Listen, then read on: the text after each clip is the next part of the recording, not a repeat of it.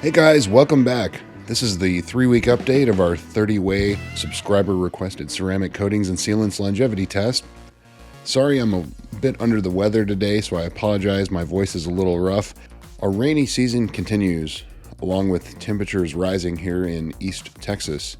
So we're going to go ahead and jump right into it, and as usual, we will foam this hood down using Chemical Guy's Honeydew Snow Foam, rinse it, foam it again, wash it, and then of course rinse to inspect the hydrophobic properties before drying everything off.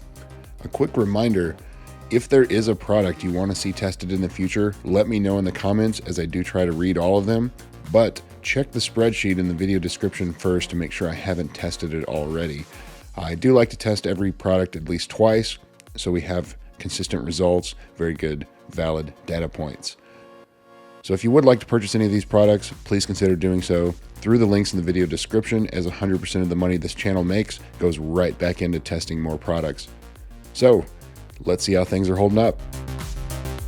Malco Cherry Flash, we know that that's been kind of weak since the beginning. Simonized Diamond Plate looks very hydrophobic.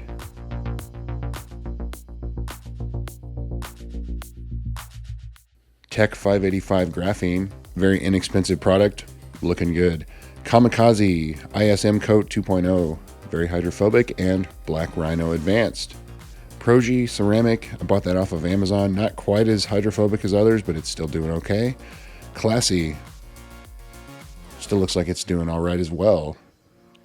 Sorry everything is kind of going everywhere with the water. I was fighting pretty high winds when filming this.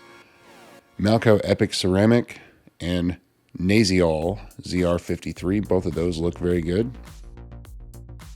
As does our cheap Nano Bond.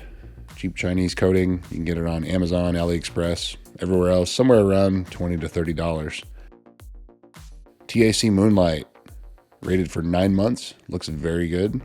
Envy Evo Nova and Envy Pro also look very hydrophobic. Shine Supply Beadlock Pro, it's not quite as hydrophobic as some of the others. You can see that as the rinse goes by, there's just a little bit hanging on. Sonex Hybrid Tech Wax looks good. Blackfire Pro Black Edition looks good. And Oberk Defense Gel, 3 to 6 months is what that's rated for, and you can see it's not quite as strong as the others. Glossit Graphene DIY looks good. On to the 3 Geon products, Pure One and MOHS Evo. All 3 of those look good.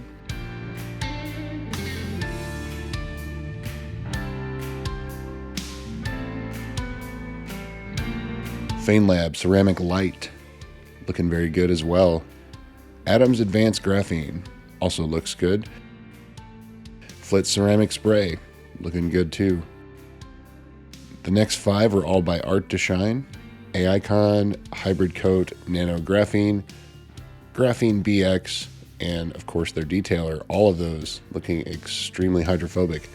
The graphene detailer, which is, it comes in a concentrate and it's diluted, that's pretty impressive for a detailer.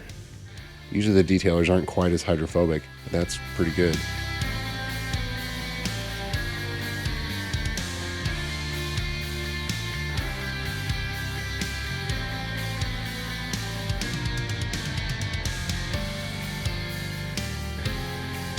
And Black Rhino Graphics, looking good.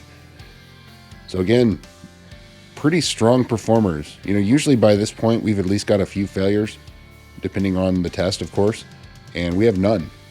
So we're off to a great start on this. So stay tuned for the 1-month update, and again, check the spreadsheet. If you want to see anything tested, just let me know in the comments.